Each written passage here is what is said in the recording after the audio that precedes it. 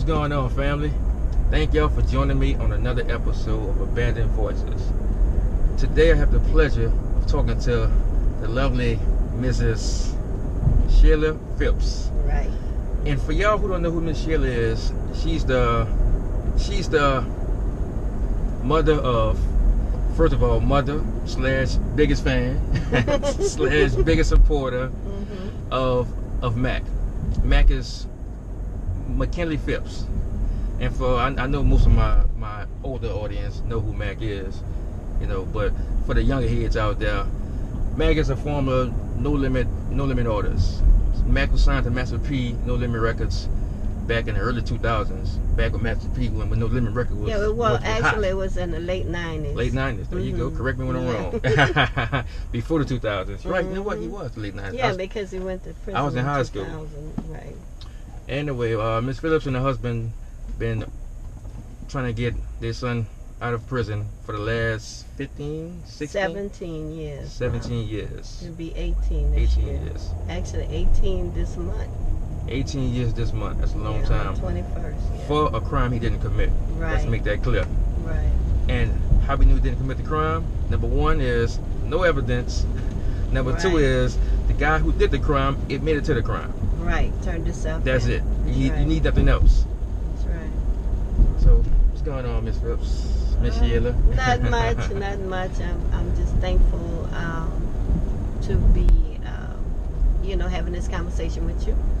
I appreciate it. The pleasure's all mine. Yeah. So, well, it's not too much. If we want to talk about my son's case, at this moment, we're still fighting for appeal. Of course, his clemency was denied, and honestly, it was bogus. The excuse they gave. The governor actually didn't deny the clemency. What it was, they denied a hearing. Before you get clemency, you have to have a hearing. Okay. And that was denied, the hearing. The governor never even got on his desk. So, with that said, it's a lot of politics. Even the warden said it sounds like politics. Oh, he said it was politics because Mac is a model citizen in prison. He's been a model citizen since he's been in there. Exactly. Never even had a write-up. And they couldn't believe that. And he never had trouble before he went to prison. And never had trouble before he went to prison. You know what I mean? He was first offender, never had been in trouble in his life. So I don't understand how a first person who never been in trouble in his life get involved in a situation, and unfortunately somebody passed in the club that night. Right. But the guy who did it turned himself in. Right. And your son had no gun residue. Nothing. No, I mean, it's crazy. It don't take a rocket science to see that something's wrong with this. It's crazy. And they never even found the actual weapon. I and read the weapon that Mac had on him, it was a brand new gun and that was registered in his name. The bullet didn't match. They took the gun from him. It was registered in his name. Actually, he had just purchased that gun for protection. Because when he traveled. And he never even got a chance to even use the fire the gun. Yeah, right. Nothing. It just. So the gun he had on him at the moment never was fired. Never was fired. Brand new. So we still have the box and the serial number, everything. We still have the box to the weapon. And the police took the weapon. They found out it wasn't the weapon that was in the crime. So that was used. So they just didn't worry about it. I don't know. So he was sentenced to 30 years, correct? 30 years for a first offender, and that's the thing that really gets me. I know people who for manslaughter too. I've known people. I've heard of people anyway. I've heard of people who was charged with manslaughter and convicted of manslaughter, and first offenders maybe get 10 years. And he got 30. And he got in 30 years. That's horrible. That's crazy. That's crazy. So I guess he being punished for being young, black, and successful, right? Yes, exactly. Honestly, yeah.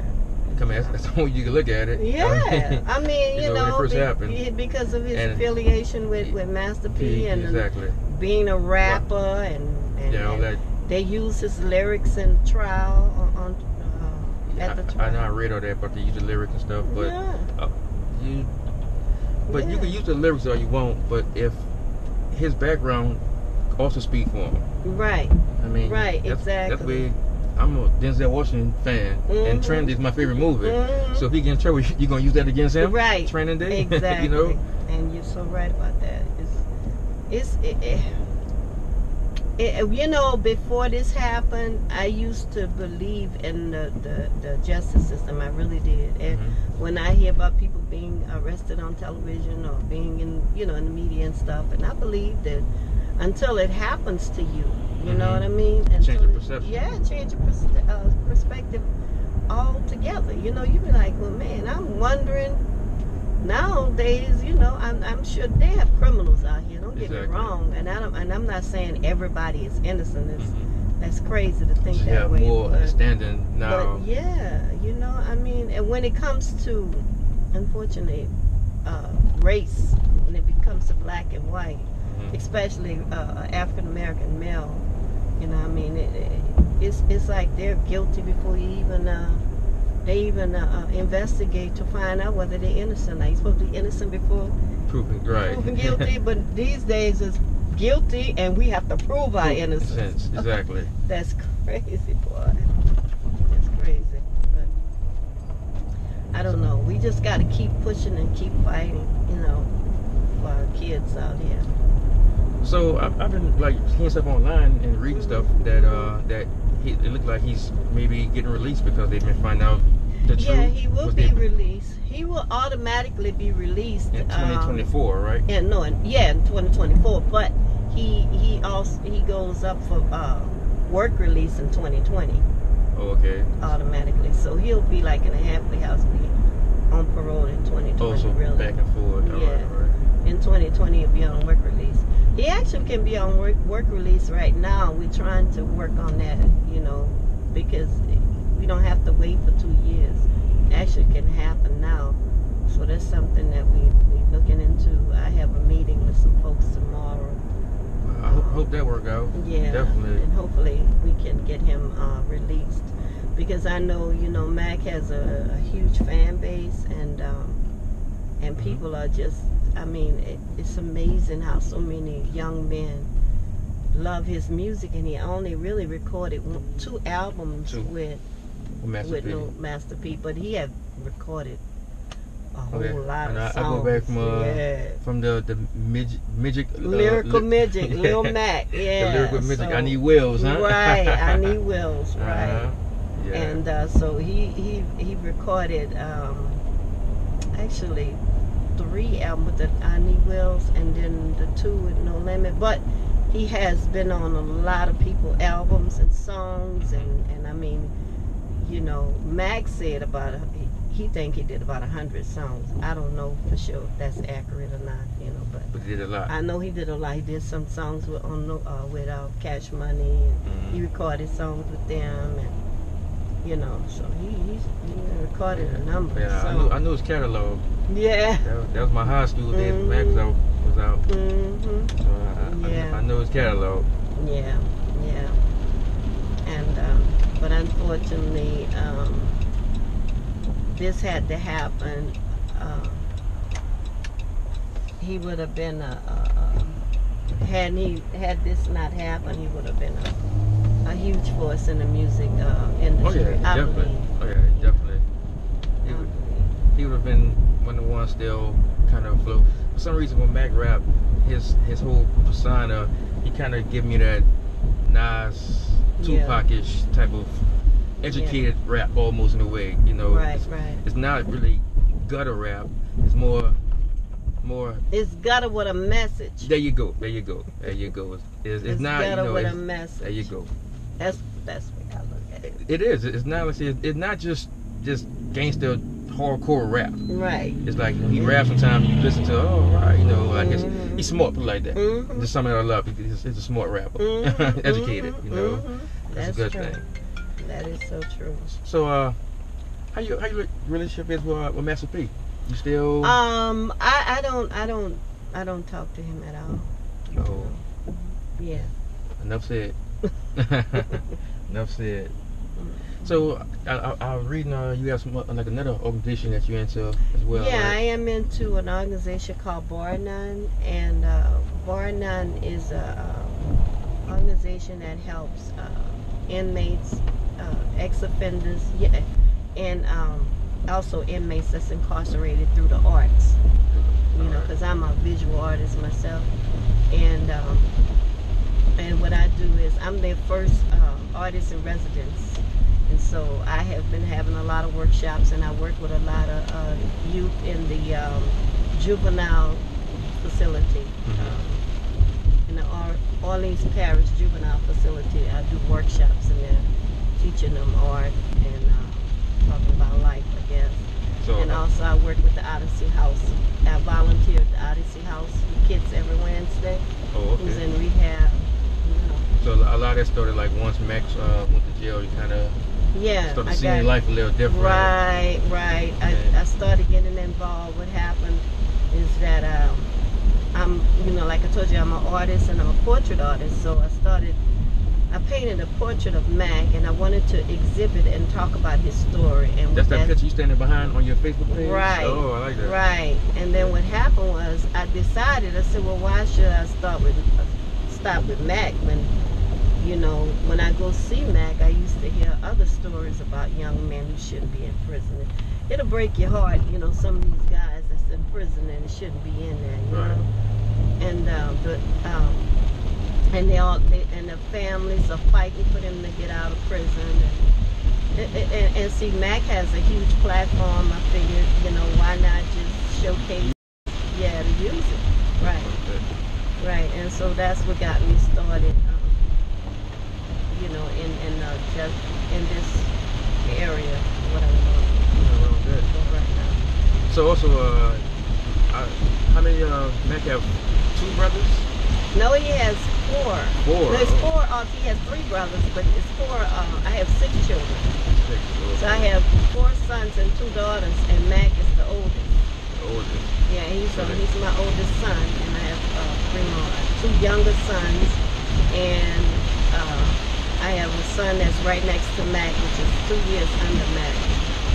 It had to be harder than watching the oldest brother. It was. A lot of, honestly, after this happened, my kids kind of separate. We all split up and they went different states to live for a while. But 2 of them, my daughter always stayed in New Orleans, but I have a daughter that lives in South Carolina, and I have a son who's still in Boston, my second oldest. And I had my youngest son, he was in Florida, but he's back in town. He and his wife moved back home. So I think it took a toll on them, and they kind of just wanted to get away from Louisiana for a while, which, I understand that, we're very close, us, and I think it hurt them so much, being a big brother, I can understand that. Yeah, and but my youngest son actually was on tour with Salage. He just got off tour with him. Your youngest son now? Mm-hmm. Oh, so he's a musician. Oh, you have another son is into music. I have 3 children that are musicians. My daughter is a vocalist. She sings with the... Must be in the blood, huh? Yeah, she sang with this group called Higher Heights. Well, she was, but she went on maternity leave. And then I have another son who sings with the Uptown Ballers. He's a saxophone player. And my youngest son is a trumpet player. That's the one that traveled with Solange. Yeah, and they just got off tour and stuff. So I'm sure he's gonna be going. He got his own band now that he put together. I never knew that. Yeah. They're all musicians. That's good. That's good. Yeah, so I'm proud of him. And Mac have 1 son, right? Yeah, he has 1 son. That looks just like him. Yes. Just a little dog. Just a little chocolate Mac. I saw him looks like him. He looks exactly like his son. And what I'm understanding, he like rapping too, so we'll see. So how you feel about that? I mean, it's okay if that's what he wants to do. It wasn't really the rapping that the problem. Right. It wasn't the rapping. Right. Right. It wasn't. It just the system. The system, exactly. That could happen to you playing basketball, baseball, walking down the street. Football it's the system. It wasn't really rapping. You're so right about that, and being successful too. Yeah, add that to the mix. Because I really believe that if Mac was who he was, he wouldn't be like in this situation. the era of the time, and that happened in St. Tammany Parish, right? Yes. Oh, that's one of the worst areas to happen. Oh, I know. Even the lawyer told us that's the David Duke area, I believe. Yes, it is David Duke. Oh. Yeah, it is. That's where he lived. Yeah. Yeah, my lawyer told us he would have had a better chance anyway. But it still puzzles me is all the evidence that says, not to go back to that again, but that's crazy when I know you got somebody saying I didn't do it. Check me, I'm clean. I know. And somebody saying I did it. No, you didn't do it. He did it. Yeah, let him go. I don't get that. They let him go. They let the man go and said that his confession did not coincide with the crime scene. Okay. Well, his innocence don't coincide either. Exactly. But this is my argument. Why didn't you investigate what he was taught, what he said? Why didn't they investigate his... So they didn't even check. They didn't even check it. They didn't even check to see whether the man was telling the truth or not. They just let him go. Wow. That's crazy to me. Because criminals gonna lie. He didn't make himself seem convincing, but at least you could have investigated. They didn't want to. Exactly. They called us and they told us they had who they wanted. When my husband called them and asked them, said, well, somebody turned this up in, and when y'all gonna let Mac go? He said, we have who we want. Wow. That's exactly what they told us. Wow. They have who they want. That make my heart hurt. Yeah, we was like done. What you mean you have like, wow. You want? You have the wrong person. And in the trial, the trial was like it was like watching a movie actually. It was like, is this really taking place? Real? Is this really taking place? Yeah. Is this real? And yeah, I'm telling you. And you know what's the sad thing about it? When we were going through all of this, I remember being in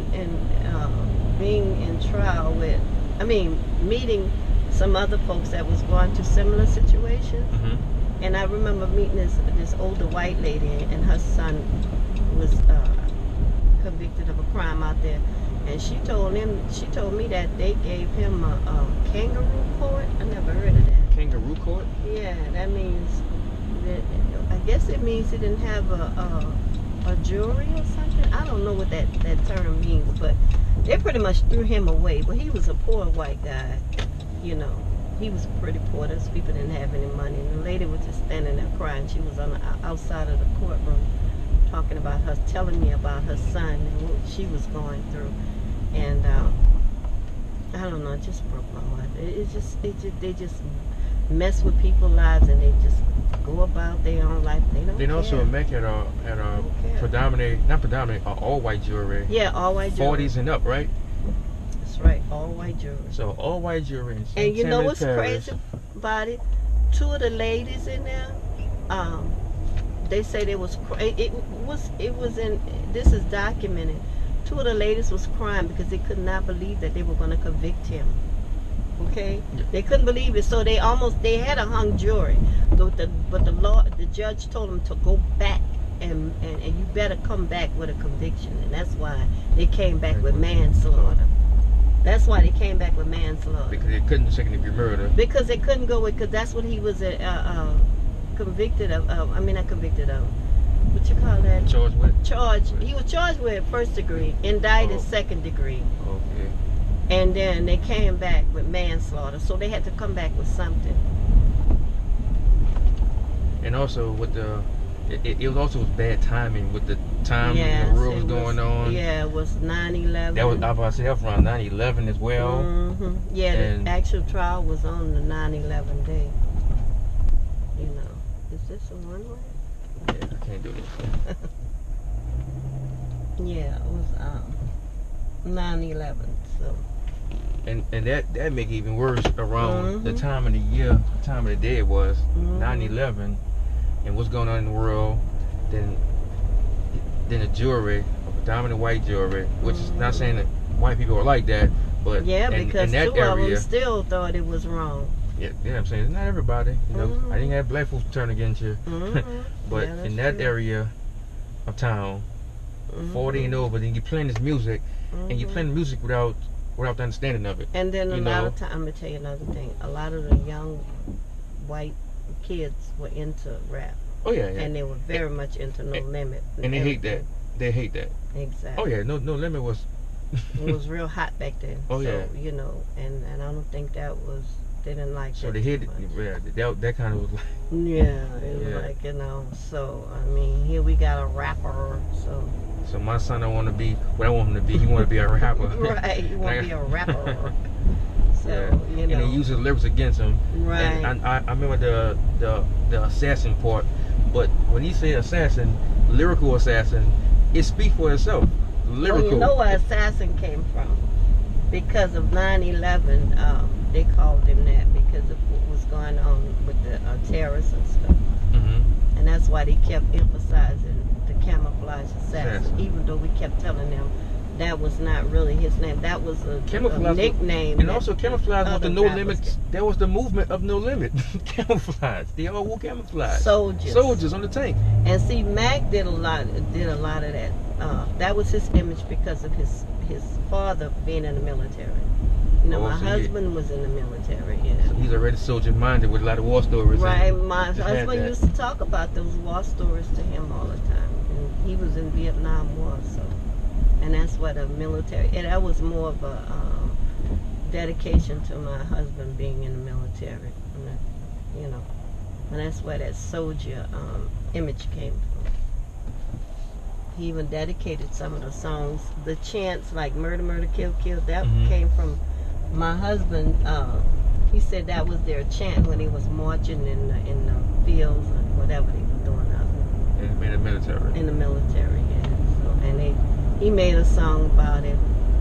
You know, it wouldn't have been my first choice, but he made a song about it.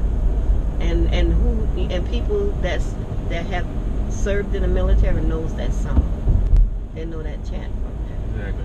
And we all know rap entertainment. Exactly. Just like watching the TV show, just like watching the Young and Restless, just like anything else is entertainment. And his background speaks for the entertainment part of it. Right. Make it a clean background.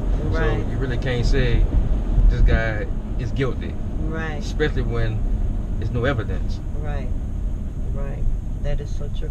And you know, even they still haven't found a motive, because why would he want to kill one of his fans? You know, the guy came there to see Mac perform. He was a fan. It just, a fight broke out among some of them people from out there and some of the entourage, and that's where all this other chaos started. Mac wasn't even part of the fight, you know. But that's the thing, you know. I mean, why would he want to just randomly shoot? That's the way the prosecutors pictured it, as he just randomly shot somebody because of his lyrics. That don't even make sense. I don't even think they brought up the fact that there was a fight in the club. So they just made it seem like they came to the jury. They didn't even bring out the fight, and Mac wasn't part of the fight. But they didn't even bring that up. They didn't even arrest the guy. I don't know if they even arrested guys that was even in the fight. I don't even remember that. Yeah, I guess by Mac being just who he was, the biggest person in the club, the name that everybody knew. Exactly. That's the person they go after. That's very unfortunate for a young black man. I got two sons.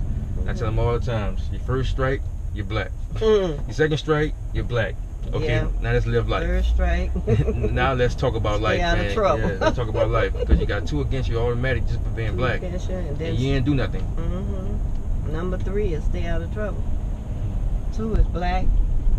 3 is try to stay out. Man, they double bill everything you do.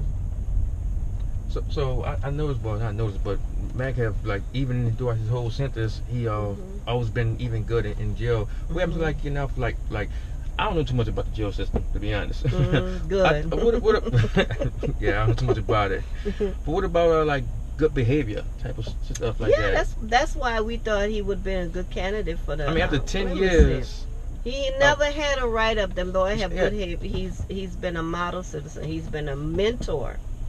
He's been a mentor since he's been in prison. He's been a trustee. That's what I'm saying. So I mean, like he's on work study right now in jail. He goes out and they clean up after the LSU game. They clean up the stadiums and stuff. So he does things outside of the prison, you know. Yeah, so they trust him enough to do all that. They mean they. Yeah, that's. You know, like I said, even before going to jail, no record. Been to jail 10+ years, everything clean. I thought you're supposed to get like a, you know, some type of. Let's see, I could be wrong. I don't know the system too much, but I thought that's the way it goes. No, well, I don't know.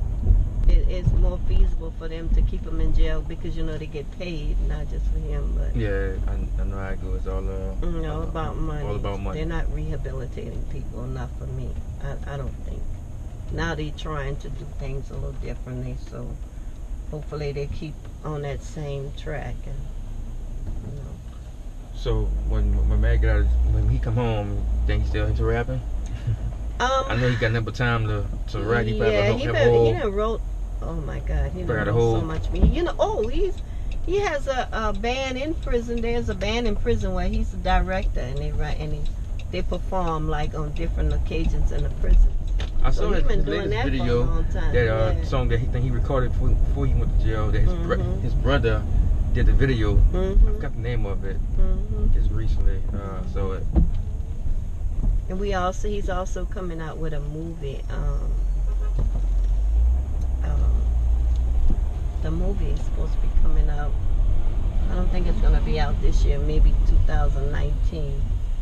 They said it would be either. There's a movie like about his life and stuff. Yeah, it's a documentary, but it's a major let's say it's a major TV documentary. I can't really say what it is. Yeah. But it's major, and they're looking at either a 2-part series or 8-part series, and it's gonna be a movie. That'll be out. Pretty cool. Yeah, it'll be out. We already started interviewing. I interviewed at the end of last year for the trailer, but and Mac did his interview inside the prison, which was interesting. They never let nobody inside the prison to interview, not in Louisiana. That's that guilt, you know. They're trying to, they want to make the prison system look good. Yeah, look good, you know. So when he get out, he don't really talk about him too much. Exactly. But too late for that. Too late for that. You're exactly right.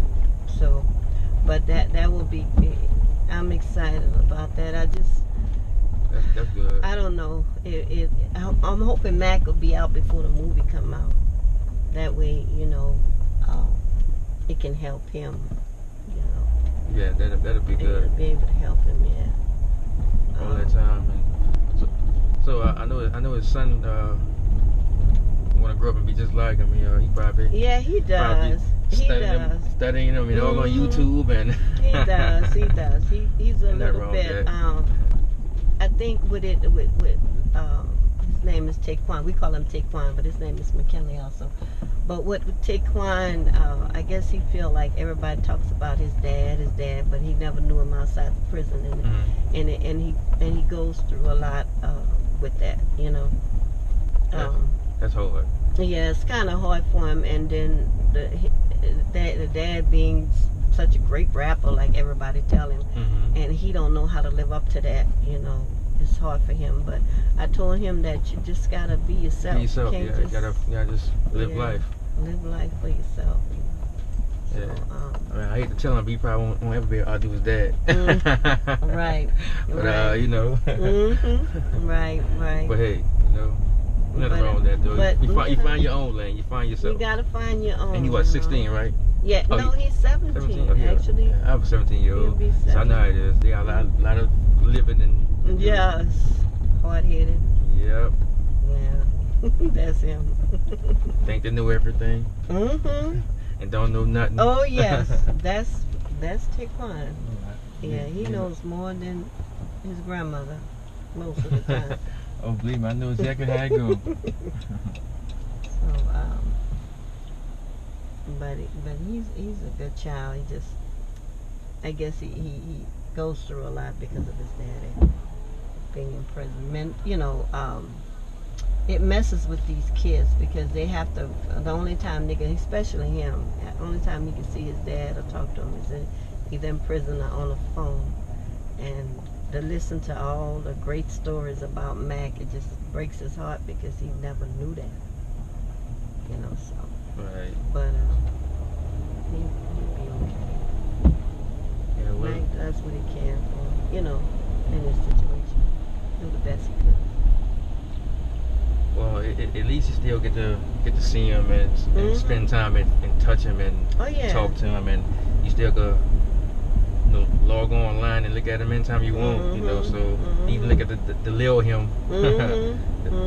So that's pretty cool, because it could be a worse situation. That's so true. Like a lot of young black men don't have a father. Don't have a father at all. So that's so true. We always gotta look at that side of it. That's true. That's so true. And you're right. But yep. So Mac, everything he's doing pretty good, and hopefully the situation be resolved soon. Yeah, hopefully. Well, you got to get out eventually. Exactly. It's kind of almost a point where it's almost time to get now. out. So right. It's like, what else can I do? Now, exactly. I mean, because he have about 6 years left. If it had to go straight to the 6 years, it'd be just 18. Yeah, 6. About But the work release is 2. 2. Oh yeah, we might. Yeah. So right, Yeah, 2 years. Yeah, 2 years. Yeah. So 2 years he'd be back home. Yeah, he's gonna be home anyway. So. Yeah. 2020. So that's a good thing. That's a lot of your life. It but is. Mac, but one of the blessings about it, I mean, it's a blessing in everything. He was young when it happened, so he still have a whole life to live. Right. Because he'd be 39, right? No, he's 40. 40. There you go. 40. He'll be 41 this year. Actually. 41. So he'd be out 43. So he still have a whole life. His son still got to go through, life as a young man. So it's not like he's 40 when it happened. Right. So that's true. also a good thing. That is true. So that also makes it good. Makes it worthwhile. Yeah, because he'll still be around for his son for his marriage and stuff like that, and so that makes it good. I think it will do. So is it anything like people could do to help your situation, help you with your foundation and stuff like that? Well, you can go to, I know they take donations at Bar None, that organization that I'm a part of. What is it called? Bar None. Bar None. BARNONE. Bar None. And you can go to the website, barnone.org and slash, I think it's, oh my goodness, I should have the information. Don't worry about it. But I'll pull it up and I'll post it. Okay, thank you. Thank you. But it's Bar None, barnone.org and slash donate, I believe it is, slash donate. But if you go to the website, they'll show you how, if you want to donate anything to our organization. Like I said, what we do, we help young men and women and not just young people, but older people who just come out of prison and they want to get into arts like music, art. Right now we have music and art. I think dance is going to come up. We also have poetry because I did a workshop with Sonny Patterson. You heard of Sonny Patterson? No, I'm not familiar with her. She's a poet. She's a very famous poet from here from New Orleans. Sonny Patterson? Sonny Patterson, look her up. And she also did some workshops with us. I think she's going to be a part of Bar None organization as well. Also, Kevin from Two Cent Entertainment. Kevin, are you familiar with him? I think he's one of our board members. But Kevin from Two Cent. I'm gonna look Bar None up and I'm gonna take it to the video. And also, D1 is a big supporter. I'm a big fan of D1. Well, Two Cent. My music right there. Okay. Be real, be righteous, be relevant. Be real, righteous, and relevant. That's my boy. I'm a big fan of D1. And D1 is very close friends with us. Him and Mac he's been supporting Mac for years now. Yeah, he actually, when he in town, he go and visit Mac. So they real close. That's good. Yeah, they close friends. And he come from 2 Cent Entertainment, which is where Kevin come from, that organization called 2 Cent Entertainment. It's Kevin, and it was the guy from B Mike, the artist who have that big gallery, warehouse gallery. It's in the Bywater area, I believe. Yeah.